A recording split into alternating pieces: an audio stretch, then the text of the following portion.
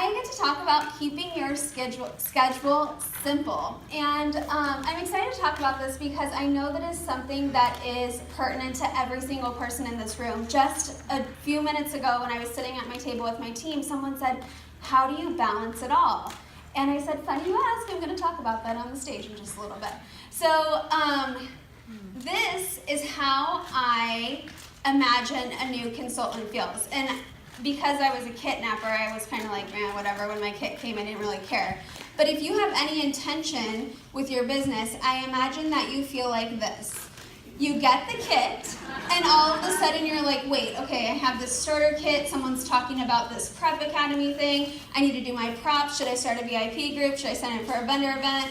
How am I going to learn about all these products? What's this team page? How do I make a sample pack? What's a recruiting? You know, it goes on and on and on, and all of a sudden you're just like, I'm busy. I don't have time for this. I signed up for this kit, to try and make a little bit of extra money in my free time, but this doesn't look like something you can do in your free time, right? I think that our new kit with the 3 simple bags helps us a little bit. You have it right there in front of you. This is for you. This is for your business. This is to sell. So that takes away the overwhelming feeling that you get with the big box full of products that we used to get. So I think that helps a little bit. When I started thinking about how we could actually simplify the business, I turned to my team for help because what my business looks like today is very different from what it looked like 2 years ago, from what it looked like when I very first began. Everyone is always at a different phase in their business, and that's okay as long as you're working towards goals that you want to achieve in that phase of your business. So I talked to my team and I said, who is busy? Who here would consider themselves a busy person? Probably everyone, right? Or 99% of the room. So I said, outside of Posh, how many people work a full-time job? And that's pretty consistent with what came up on my team page. It was about, I think 200 people answered the poll that I put out, and 61% said that they work a full-time job outside of Posh. Who here works their business while being a stay-at-home mom?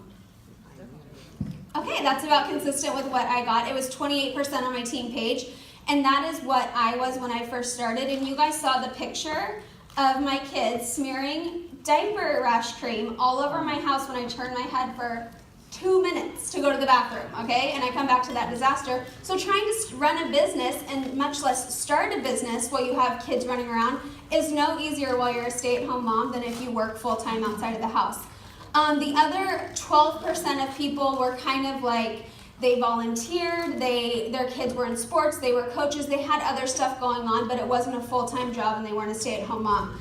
And less than 1% of people who work perfectly Posh consider it a full-time business. So all that means is that we have to figure out how we can make the business fit into our busy lives.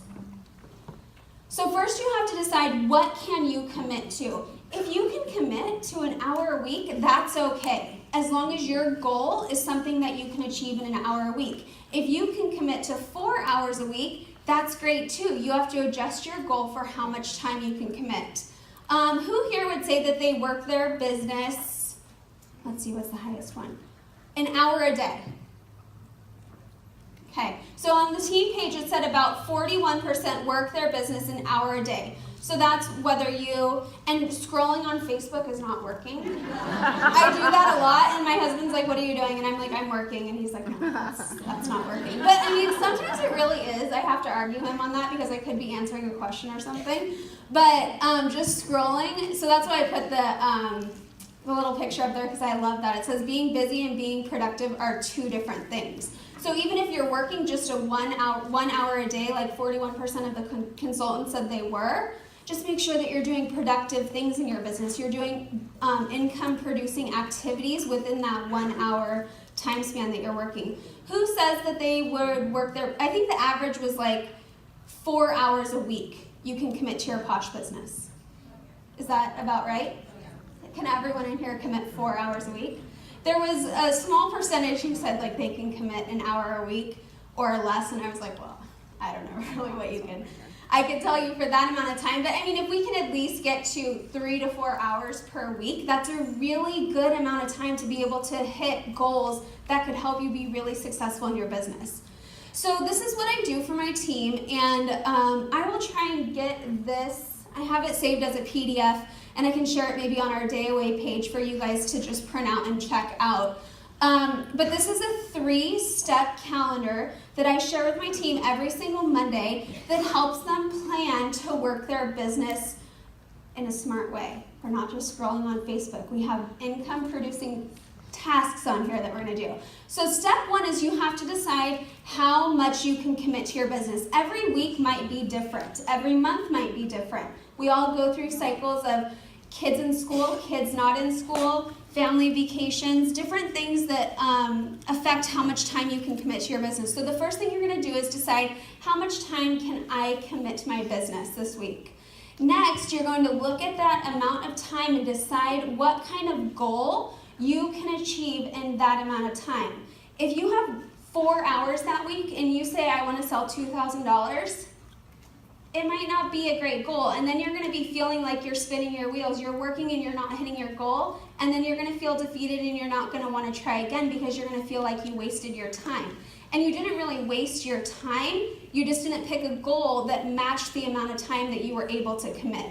So if you have 4 hours a week and you want to have a $500 party, that is great. That is a great goal, and you need to fill your tasks, fill your calendar with tasks that will help you meet that goal. So you would schedule a party, you would schedule some time to coach your hostess, you would schedule time to make and send out the sample packets, you would schedule time to run the party and then to follow up. All of that can easily be done within 4 hours that week. So you want to make sure that your goals match your time and that your tasks match your goal. So I will share that with you guys, and you guys can print it out or use it or turn it into something for your team that you think that would work really well. And lastly,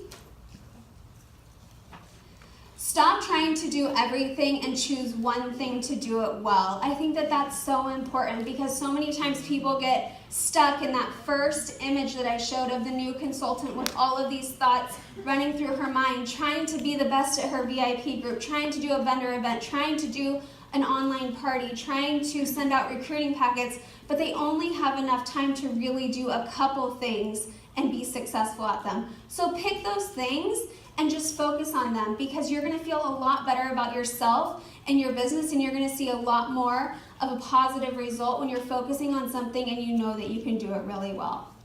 So there you go.